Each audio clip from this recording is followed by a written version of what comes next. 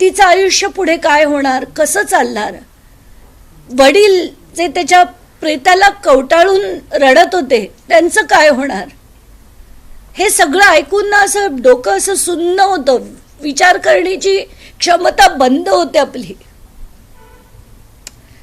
मला ना खरंच कळत नाहीये की आपण हे काय करतोय आणि हे सगळं बंद करण्यासाठी आपण काय करायला हवं मला नाही कळत आहे.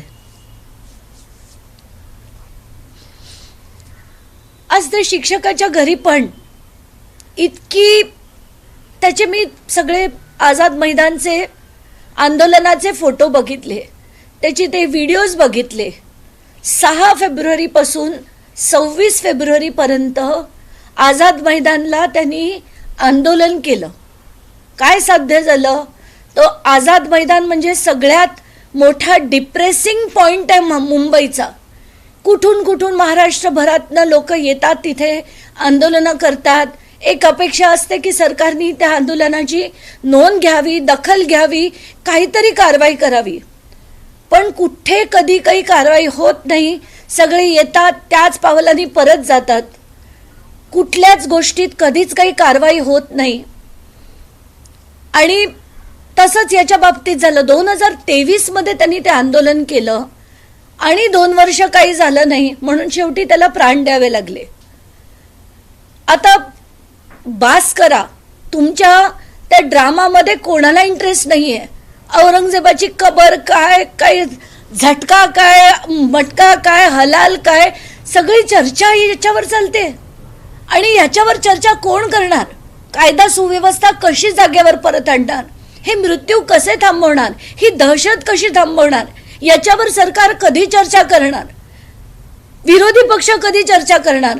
का हाच फालतूपणा आपण वर्षानुवर्ष महाराष्ट्रात बघत राहायचा? ते तरी एकदा सांगा आम्हाला. बास करा आता. हात जोडून विनंती आहे सगळ्यांना, सत्ताधारी पक्षाला पण, विरोधी पक्षाला पण, पोलिसांना पण, सगळ्या यंत्रणांना पण हात जोडून विनंती आहे आता. जरा काहीतरी महाराष्ट्राच्या भल्यासाठी करा आता. बास. आज आता जो पुन्हा एक मृत्यू झालाय त्याचे तर चित्र तीच आहेत, तशीच आहेत, संतोष देशमुखांसारखीच आहेत. रात्री 1:30 वाजता हे सगळं कळलंय. हलून निघालं होतंय. विनंती आहे सगळं थांबवा आता. मुख्यमंत्र्यांनी आता तरी अधिवेशनात काहीतरी सांगावं. बीडची जी स्थिती झाली आहे तिथे काहीतरी वेगळ्या प्रकारचा रूल आणावा. कारण आता हे सगळ्या हाताबाहेर गेलेलं आहे. सगळे अधिकारी तिकडचे बदलून टाका. कारण ही सिस्टम त्यांची अगदी घाण सडवून टाकलेली सिस्टम आहे. तिथे ती आता बदला प्लीज. धन्यवाद. अजित पवार हे पालकमंत्री आहेत असं आपल्याला वाटतं की अजित पवारांचं बीड जिल्ह्याकडे लक्ष नाही? कसले पालकमंत्री? एकदा ते गेले बीडला.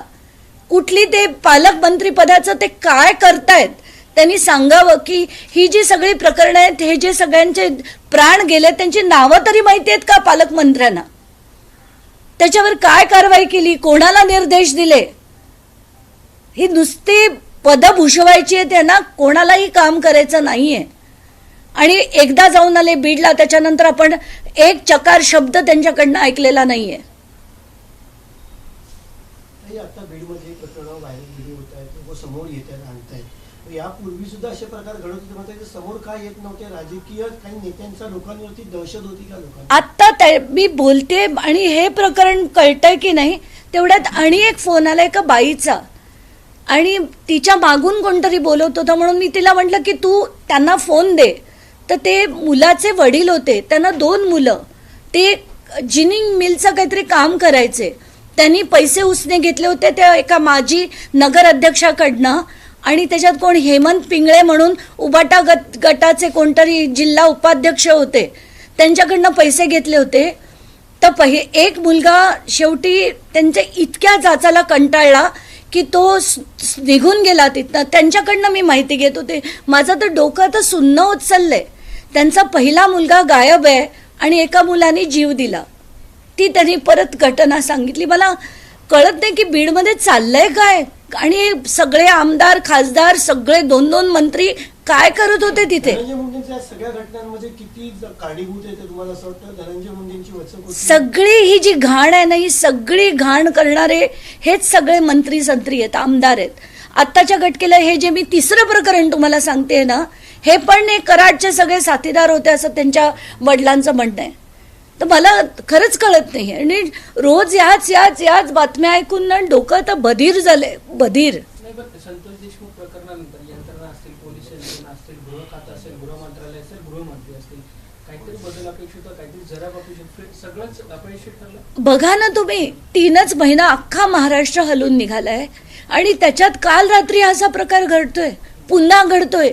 तसंच पायावर मारलंय, तसंच पाठीवर मारलंय, तेच फोटो टाकलेत आणि बघूनच कस तरी होतं आपल्याला. गृहमंत्र्यांना काय तुमचं म्हणणं? काय गृहमंत्र्यांना मी मागेच सांगितलं होतं की तुम्ही बीडच्या संदर्भात काहीतरी आता या आमदार खासदारांवर काहीतरी वचक आणण्यासाठी विधान करा. तर या अधिवेशनात करतो म्हणून मला आश्वासन दिलं होतं त्यांनी, अजूनपर्यंत आलं नाही. आणि हे रोज आपण ऐकतोय नवीन नवीन नवीन नवीन प्रकरणं. तुमची काय भूमिका असेल? तुम्ही माझी काय भूमिका आहे हे सगळं मांडून स्वतःचं डोकं बधीर करून घेणं हीच भूमिका आहे माझी. म्हणाले की विधान भवनाच्या ठिकाणी तुम्ही जाणार आहात, कारण सत्र सुरू आहे, तिथे काही काय मिळणार आहे सत्रात? काय सुरू आहे तुम्ही बघताय. त्या अबू आझमीला काढा, झटका काय, हलाल काय, औरंगजेबाची कबर काय, काय चाललंय हे त्यांचे विषय बघा, आर्ग्युमेंटचे विषय बघा सगळ्यांचे. कोण आपल्या लोकांसाठी लढताना आपल्याला तिथे दिसतंय, कोण आपल्या लोकांसाठी झटताना आपल्याला तिथे दिसतंय अधिवेशनात? कोणीच नाही.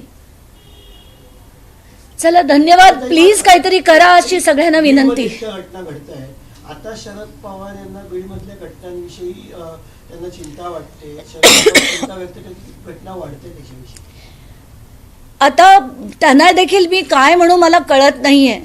त्यांच्या वयाचा आदर, त्यांच्या सगळ्याचा आदर, पण हे काय आहे? म्हणजे ही जी माणसं आहेत तर वडील म्हणून त्यांच्याकडनं अपेक्षित होतं ना की त्यांनी त्यांच्या चुकल्यावर कान पकडणं.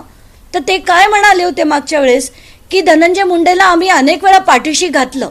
काय काय त्यांच्या गोष्टी पाठीशी घातल्या, का घातल्यात पाठीशी तुम्ही? तिथल्या तिथे त्यांना जर धडा शिकवला असतात शरद पवारांनी तर आज हे सगळं घडताना दिसलं नसतं. बीडमधले जेवढे आमदार आहे, एक पंकजा मुंडे सोडून सगळे त्यांच्या पक्षातले होते. काय केलं त्यांनी त्यांना? काय शिकवलं त्यांनी त्यांना? आत्ता पण आज जे मला तिसरं प्रकरण कळलंय, उबाटा गटाच्या लोकांनी काय कारवाई करतील ते. जसं शिंदे गटाच्या माणसांवर मी आत्ता सांगून ते त्यांचा बोर्ड उतरवला आणि त्यांचं घर त्यांना परत मिळवून दिलं, तसं या सगळ्यांनी प्रत्येकाने त्यांच्यावर कारवाई केली तरच हे सगळं बंद होईल. या सगळ्या पक्षांना गरज आहे, खरं तर सगळ्या पक्षांना गरज आहे की त्यांनी आता याच्यावर कारवाई करावी. प्रत्येक असा माणूस जो चुकीचं वागेल त्याच्यावर कारवाई करणं हे प्रत्येक पक्षाकडनं अपेक्षित आहे. आणि जर हे होत नसेल, हे सगळं थांबत नसेल तर या पक्षांवर बहिष्कार टाका अशी सुद्धा मागणी करणं गरजेचं आहे. धनंजय मुंडेंच्या प्रकरणात मागे तुम्ही अजितदादांची भेट घेतली होती, आता पालकमंत्री आहेत आणि घटना वाढतात आहे. आता तुम्ही अजित पवारांशी काही भेट घेणार? त्यांची मला कोणाचीच भेट घेण्याला मला काही अर्थ वाटत नाहीये. सगळ्यांची भेट घेऊन सुद्धा 3 महिने कोणीच काही कारवाई केली नाहीये. आता मी कोणाचीही भेट घेणार नाहीये. मला फक्त वाटतंय की हे सगळं थांबलं पाहिजे, गृहमंत्रींनी हे थांबवलं पाहिजे. आणि पहिलं तर पूर्ण पोलीस जो विभाग आत्ताच्या घटकेला बीडचा आहे ना, त्यांना बीडच्या जिल्ह्याबाहेर टाकून सगळ्या नव्या लोकांना आणण्याची गरज आहे. आणि तसे निर्देश गृहमंत्र्यांनी द्यावे अशी त्यांना नम्र विनंती आहे माझी. बीडमध्ये जाती व्यवस्था मोठ्या प्रमाणावर आहे, त्यामुळे आता एसपी जे आहेत नवनीत कामत यांनी प्रत्येक पोलीस स्टेशन किंवा त्यांचे जे अधिकारी आहेत त्यांना सूचना केल्या होत्या की आडनाव त्या ठिकाणी लावू नये, ज्याच्यामुळे जात उघडकीस येते. याची सुरुवात जी आहे ती नवनीत कामत यांनी स्वतः केली. त्यांची नेमप्लेट आता फक्त नवनीत IAS ऑफिसर म्हणून असं त्या ठिकाणी पाहिलं नाही. त्यांचे प्रयत्न नक्कीच आहेत, पण तिथे सगळ्यांनाच माहिती आहेत की कोण कोण त्यांची आडनावं काय आहेत. तर पाटीवर लिहिल्याने काही फरक पडत नाही. बहुतेक सगळ्यांना सगळ्यांची जात माहिती आहे आणि आपण जातीपातीत नको पडूया. आता आपण बघतोय ही जी प्रकरणं होती ती सगळ्या जातीतल्या लोकांची आहे. सगळ्या जातीतल्या लोकांनी सगळ्या जातीतल्या लोकांना मारलंय. त्यामुळे जी बदलायची ती तिथली प्रवृत्ती, जात नाही.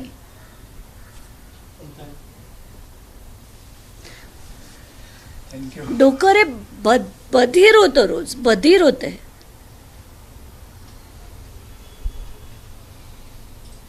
आता ती तिसरं मी तुम्हाला पाठवते. ती बाई ते वडील काय म्हणाले माहिती आहे का, दोन्ही मुलं माझी गायब आहेत, म्हणजे एक गेला आणि दुसरा हे झालाय.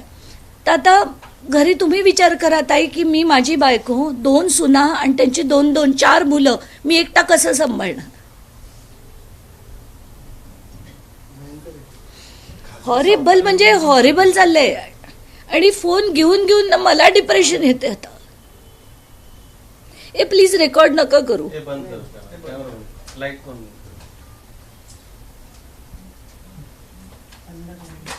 हे सगळं बघून बघून डिप्रेशन येते.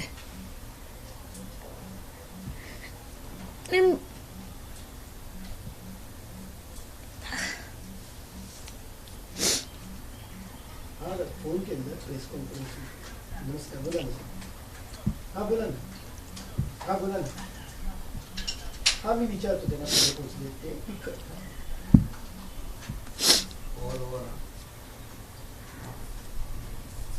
काहीच फरक पडत नाही. काहीच नाही रे. एवढं देशमुख प्रकरण मग गृहमंत्रालय, गृहमंत्री आणि पोलिसांचं काहीच नाही. मग जसं चालू आहे तसं स्वतंत्र गृहमंत्री